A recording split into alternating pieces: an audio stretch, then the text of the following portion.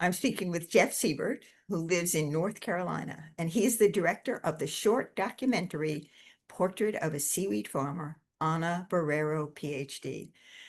Well, I love sustainability. I love anything that's going to be good for our world. So great film.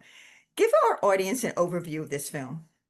Yeah, so Anna Barrero is a seaweed farmer in Norway, in Trondheim, Norway, and she has really dedicated her life to sustainable practices and is now a seaweed farmer. And so this film kind of tells her story, how she got to become a seaweed farmer and what exactly a seaweed farmer is.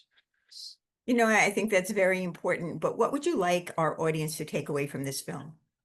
Yeah, I think what's important for the audience to take away is Anna's passion for not only the environment but also her own personal life, her family.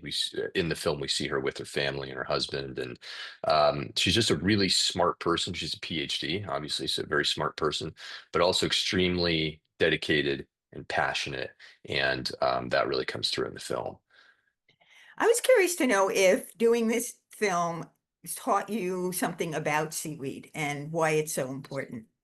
Yeah, it's taught me a lot about seaweed. I think what's something that really stands out is it takes no inputs. So like terrestrial farming on the land, it takes a lot of fertilizer and pesticides and everything to make that happen.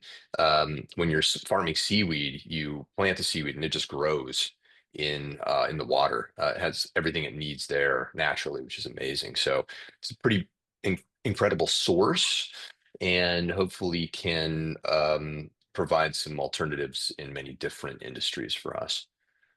Wow, I didn't realize that you plant it. So that's an interesting understanding of the seaweed that is so good for us. Well, I want to thank you very much for chatting with me. Do you have any last words you'd like to say?